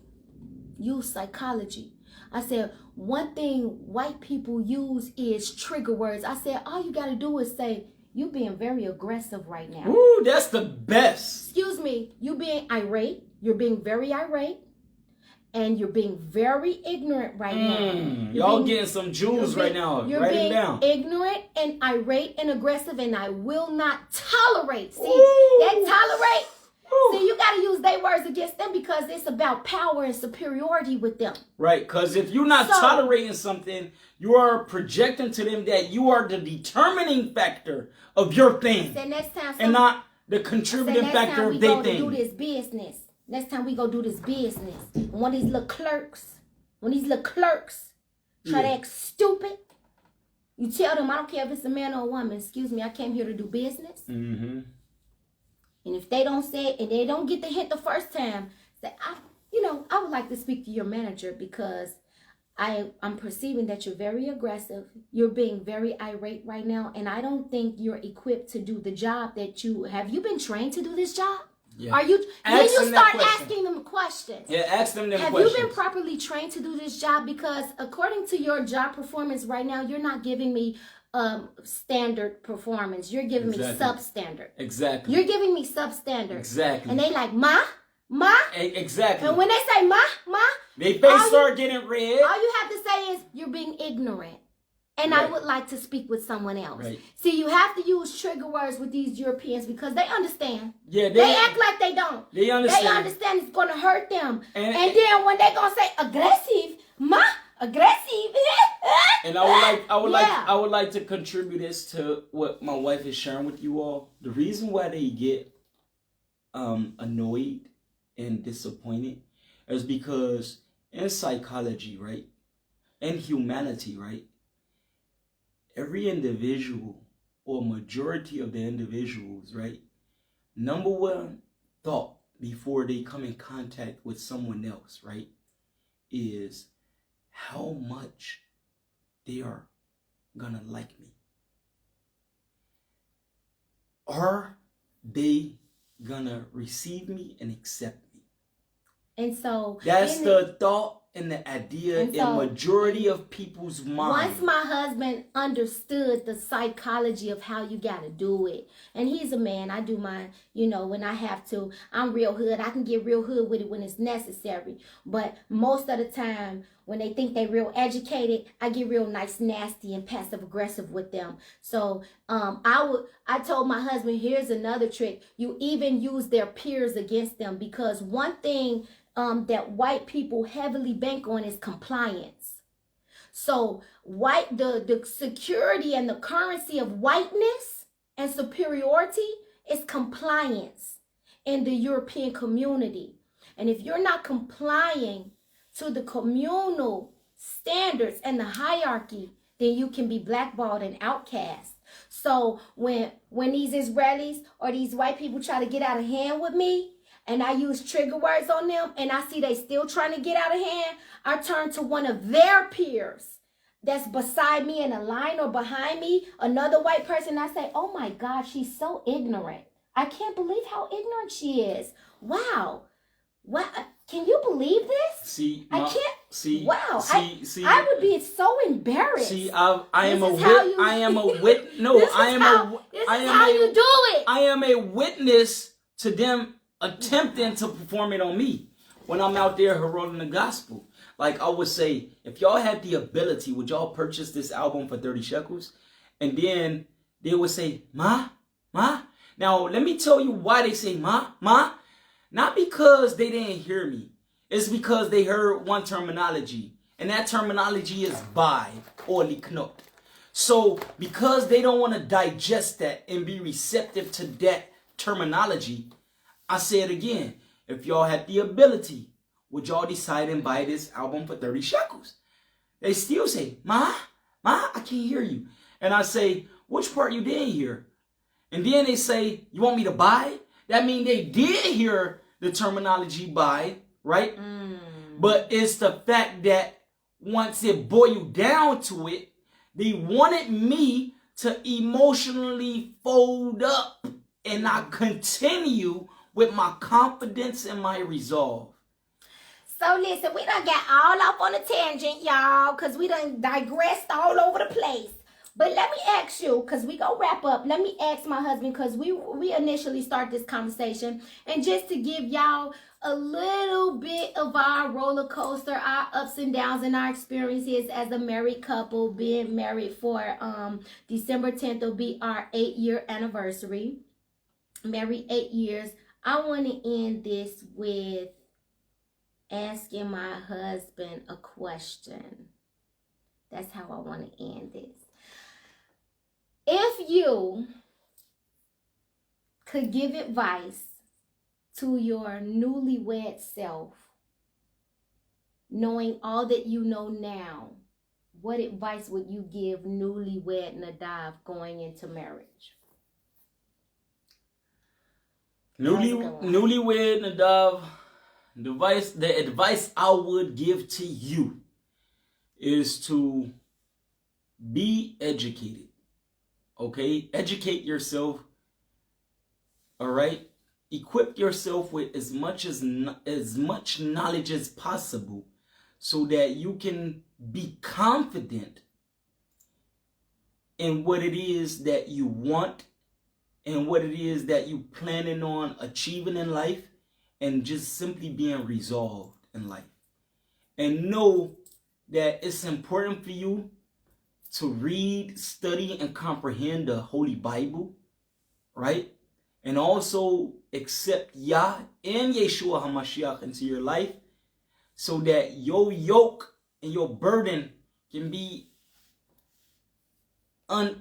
like a easy breeze in your journey, according to how Yeshua interpreted it to us. Okay? And with that being said, thank you, wife, for asking me that question. Would you like to close it with the final words? I think it's only fair if I answer that question too. Okay, go ahead, baby. And then you can close out. So I think that. What would you tell Simcha entering into this marriage? We have our last 20 seconds. I think I would tell Simcha, as a newlywed, Simcha, knowing what I know now, I would tell her that your husband is not your enemy. His ego is your enemy, and that she should be resolved in her faith in Yah, and she should be patient for him to come around. A lot of times women try to force things in marriage and relationships that if we just sometimes be patient and have our faith in Yah, and especially in marriage, it's been my experience that men gonna make some mistakes, baby. They gonna make a whole bunch of them and make them more than one time. So I would tell the newlywed Simcha to be patient, be resolved, continue to have faith in Yah, and know that your husband is not your enemy, and he's gonna struggle and fight some internal battles that has